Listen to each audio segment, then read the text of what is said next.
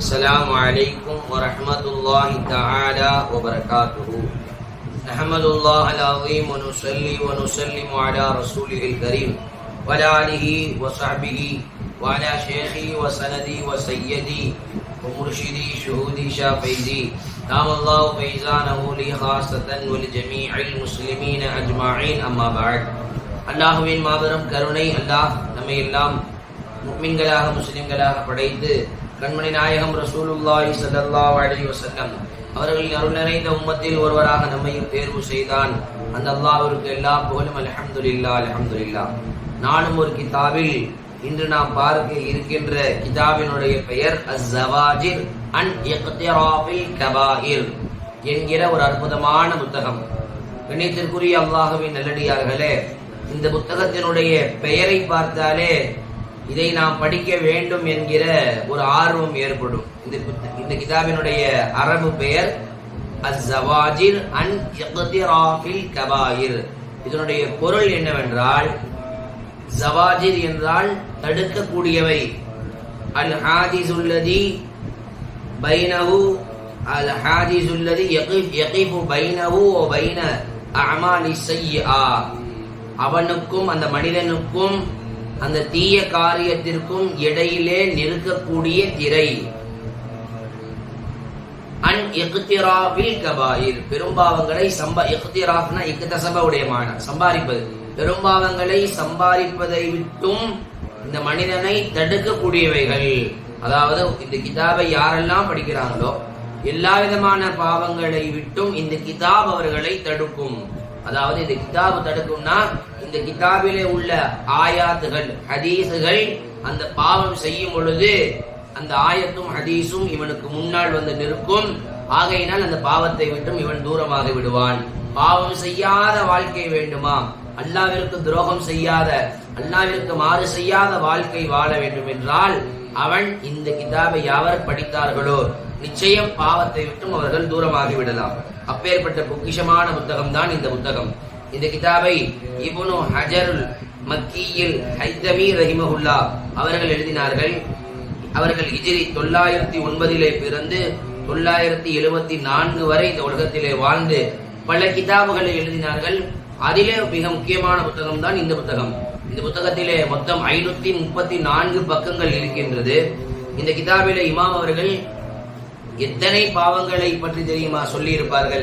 நம்ம என்ன நினைக்கிறோம், பாவம்னா என்ன நினைக்கிறோம், இணை வைக்கிறது, திருடுறது, விபச்சாரம் செய்யறது, வட்டிக்கு கொடுக்கறது, இது மட்டும் தான் பாவம் நினைக்கிறோம். இந்த 4-5 தான் பாவம்னு நினைக்கிறோம். ஆனா அவங்க இந்த கிதாபுல ஏறத்தாழ 240 பாவங்களை எழுதியிருக்கிறார்கள். 240 பாவங்கள். ஒவ்வொரு பாவத்தையுமே தலைப்புல கொண்டு வந்து அந்த தலைப்புக்கு கீழே அது சம்பந்தமாக அல்லாஹ் அந்த பாவத்தை எப்படி தடுக்கின்றான், நபி ஸல்லல்லாஹு அலைஹி வஸல்லம் எப்படி தடுத்து அந்த பாவத்தை எச்சரிக்கை செய்கின்றார்கள் என்பதை தெள்ள தெளிவாக இந்த கிதாபிலே இப்னு ஹஜருல் மக்கியில் ஹைதமி ரஹிமஹுல்லாஹ் அவர்கள் அழகாக கோர்வை செய்திருப்பார்கள். 2 பாபா கொண்டு வந்திருப்பாங்க. அல் பாபுல் அவ்வல் அல் கபாயிருல் ஃபில் கபாயிரில் பாத்தினா, உள்ரங்கமான பெரும்பாவங்கள் விஷயத்திலே முதல் பாபு, முதல் பெருந்தலைப்பு. இரண்டாவதா அல் பாபு சானி ஃபில் கபாயிரில் வாஹிரா, இரண்டாவது பாபு வெளிரங்கமான பெரும்பாவங்களிலே உள்ள இரண்டாவது பெரிய தலைப்பு.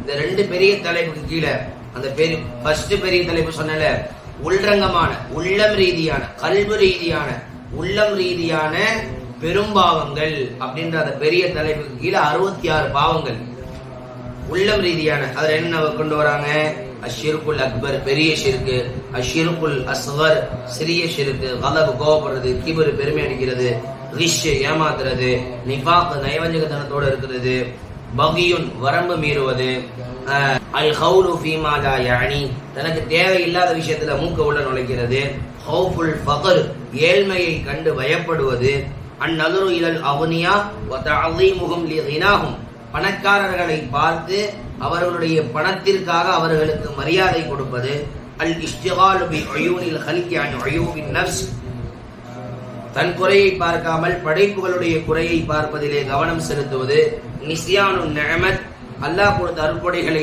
மறந்திருப்பது.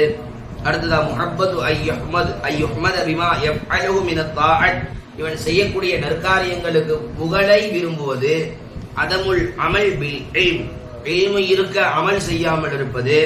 அதமுல் வஃபா பில் அஹத், ஒப்பந்தத்தை நிறைவேற்றாமல் இருப்பது. நபிகள் நாயகத்தின் மீது ஸலவாத் ஓதாமல் இருப்பது. இப்படி பல தலைப்புகள். நான் உங்கள்கிட்ட ஒரு 15 தலைப்பு சொல்லி காட்டியிருப்பேன். 66 தலைப்பு இருக்கு இந்த பாபுல, இந்த பெரிய பாபுல, இந்த பெரிய தலைப்புல 66 உட்தலைப்பு.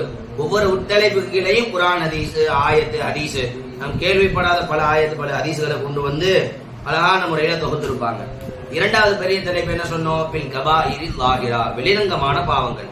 வெளிரங்கமான பாவங்களிலே மனிதன் செய்யக்கூடிய தவறுகள் சொல்லி அதுல எந்த தர்த்தீபில கொண்டு வந்திருப்பாங்கன்னா, தஹாரத், சுத்தம், எப்படி ஃபிக்ஹ், சுத்தம், ஒலு, குளிப்பு கடமையா இருக்கு, தயமம் செய்யறது, தொழுகிறது, உள்பறது, வெளிப்பறது, சுன்னத்து, வாஜிபு, நோம்பு, ஜக்காத்து, ஹஜ்ஜு, அப்படியே வரிசையா வரும் பாத்தீங்களா? அதே டைப்லயே தயமத்துல, ஒதுவுல செய்யக்கூடிய தவறுகள், அதுல என்ன பெரும்பாவங்கள் ஏற்பட வாய்ப்பு இருக்கு. நல் அமலை கொண்டு வந்து நற்காரியத்துல எப்படி எல்லாம் பெரும்பாவம் கலப்போம். தொழுகை சம்பந்தமா உள்ள பெரும்பாவங்கள், உது சம்பந்தமா உள்ள பெரும்பாவங்கள், குளிப்பு கடமையாகிறது சம்பந்தமா உள்ள பெரும்பாவங்கள், நோம்பு சம்பந்தமா உள்ள பெரும்பாவங்கள், ஜக்காத் சம்பந்தமா உள்ள பெரும்பாவங்கள், ஹஜ்ஜு சம்பந்தமா உள்ள பெரும்பாவங்கள், எல்லாத்தையும் பல தலைப்புகளாக கொண்டு வந்து மிச்ச பாருங்க 240 தலைப்புல 66 அதுல போயிருச்சுனாக்க மீதமுள்ள 150 சில தலைப்புமே இதுலதான்.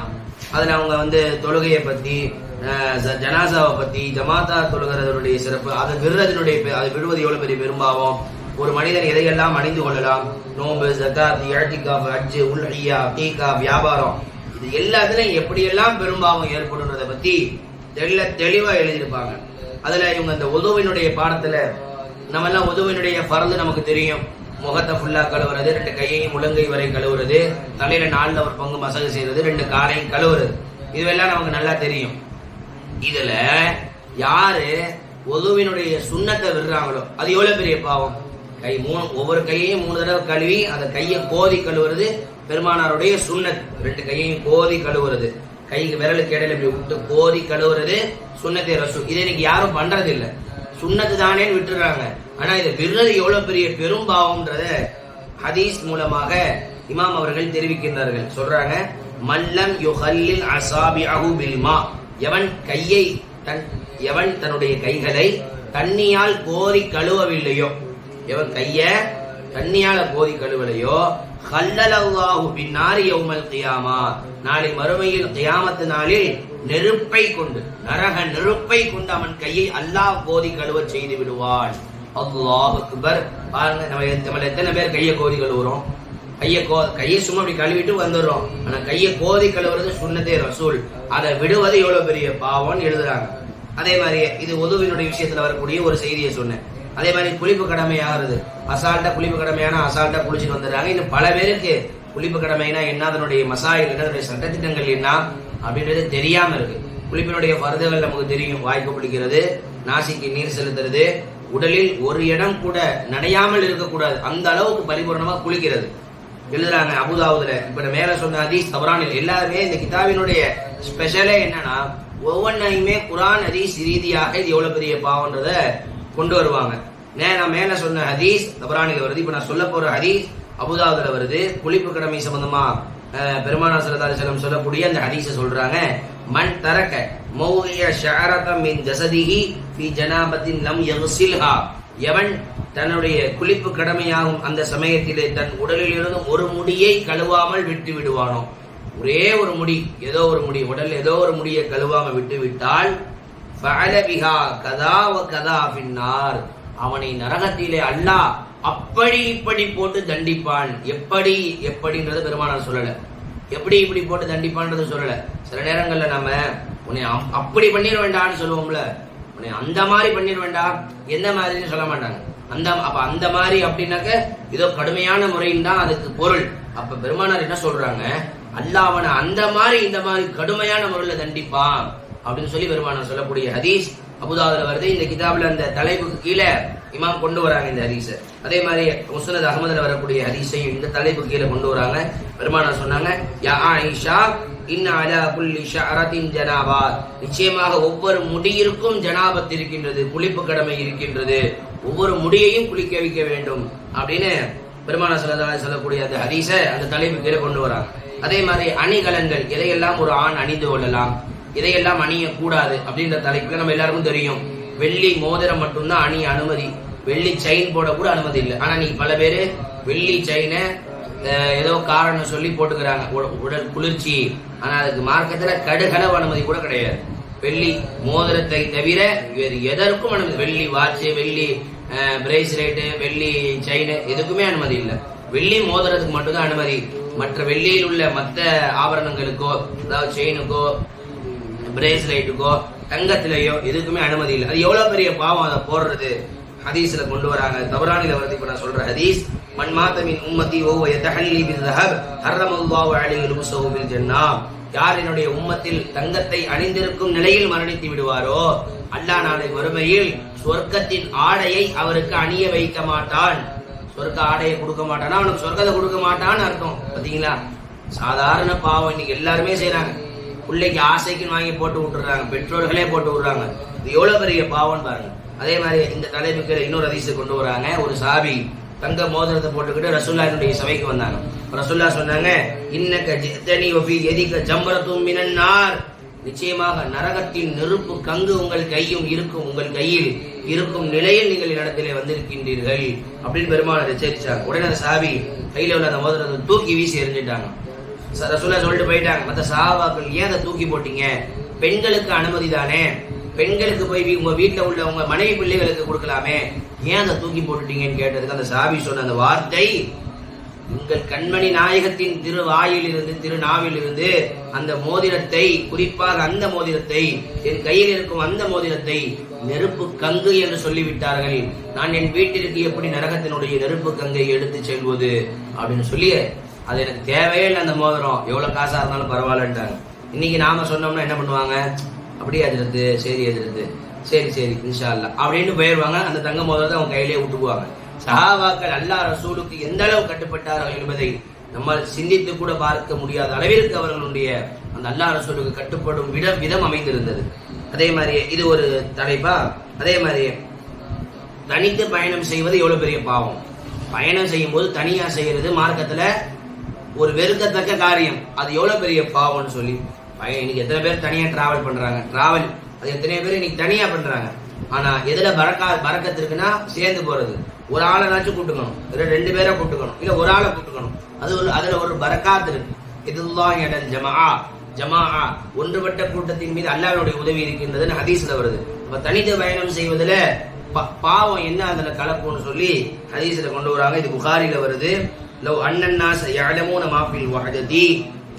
தனிமையிலே உள்ள விபரீதத்தை மக்கள் விளங்கி கொண்டால், பெருமானார் சொன்னாங்க, தனிமையிலே உள்ள விபரீதத்தை மக்கள் விளங்கி கொண்டால், மா அஅலமு மா சார ராகிபுன் பிலைலின் வஹ்தஹு. எந்த மனிதனும் இரவில் தனித்து பயணம் செய்ய மாட்டான். பெருமானார் சொன்ன வார்த்தை. நீங்க எத்தனையோ பேர் தனித்து பயணம் செய்வதனால் எவ்வளவோ பாவங்கள்ல போய் விழுவதை நாம் பார்க்கிறோம். தனித்து பயணம் செய்வது தவறில்லை, அவன் தனித்து பயணம் செய்யும் போது ஏற்படக்கூடிய சில பாவங்கள். அதனால பெருமானார் ஸல்லல்லாஹு அலைஹி வஸல்லம் அவன் ஒருத்தவன் தனிமையில உள்ள விபரீதத்தை விளங்கிட்டானா அவன் நைட் நேரத்தை தனியா பயணம் செய்ய மாட்டான்னு சொன்னாங்க. இந்த ஹதீஸ் புகாரில வருது. அதே மாதிரியே இன்னொரு ஹதீஸ் பெருமானார் ஸல்லல்லாஹு அலைஹி வஸல்லம் சொன்னாங்க. இது எந்த தலைப்புல வருதுன்னா, பெண்கள் மனைவிமார்கள் கணவனுடைய அனுமதி இல்லாமல் நஃபிலான நோன்பு வைப்பதில் எவ்வளவு பெரிய பெரும்பாவம் கலக்குது. நோன்பு வைக்கிறதுல என்னங்க பாவம் கலக்குது, கலக்கும். பரலான நோன்பா இருந்தா கணவனிடத்துல மனைவி அனுமதி கேட்க தேவையில்லை. நபிலான முஸ்தகபான சுன்னத்தான நோன்பாக இருந்தால் கணவனிடத்தில் அனுமதி கேட்டுதான் வைக்க வேண்டும். அப்படி அனுமதி கேட்காம வச்சுட்டாங்க. ஐயுமா இம்ராத்தின் சாமத் பிகைரி இதினி ஜௌஜிஹா. ஏதாவது ஒரு பெண் தன் கணவனுடைய அனுமதியின்றி நோன்பு வைத்து விட்டால், கணவன் ஆசைப்படுகிறார் மனைவியோடு சேருவதற்கு, பாராதகா அலா ஷைஇன் ஃபம்தனஅத் அலைஹி. அந்த மனைவியுமோ தடுத்துக் கொள்கிறார், நான் நோன்பு வச்சிருக்கேன் இப்ப வேணான்னு சொல்றாங்கன்னா, பெருமானார் ஸல்லல்லாஹு அலைஹி வஸல்லம் சொன்னார்கள், அந்த ஹதீஸ்ல வருது, கதபல்லாஹு அலைஹா ஸலாதம் மினல் கபாயிர்.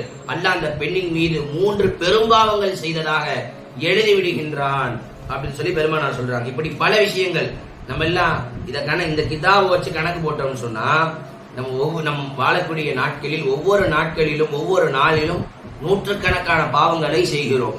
இந்த பாவத்தை விட்டு நாம் தடுக்கப்பட வேண்டும் என்றால், பாவத்தை விட்டு நீங்க வேண்டும் என்றால், இந்த ஜஜர் என்கிற இந்த ஜவாஜிர் என்கிற இந்த கிதாப் நாம் படிக்க வேண்டும். நாம் இப்படி படிக்கும் பொழுது இந்த கிதாபிலே நாம் அந்த பாவம் செய்ய போகும்போது அந்த ஆயத்து, அந்த ஹதீஸ், பெருமானார் சொன்ன அந்த எச்சரிக்கை நமக்கு முன்னாடி நிற்கும். நம்மளை அந்த ஆயத்தும் ஹதீஸும் செய்ய விடாம திரையா நின்றும். இந்த கிதாபை படித்து பாவங்களை விட்டும் தூரமாகி அல்லாஹ்விற்கு நெருக்கமாகி வாழக்கூடிய பாக்கியத்தை அல்லாஹ் நசீபு செய்வானாக. ஆமீன். அஸ்ஸலாமு அலைக்கும் வரஹ்மத்துல்லாஹி வபரகாத்துஹு.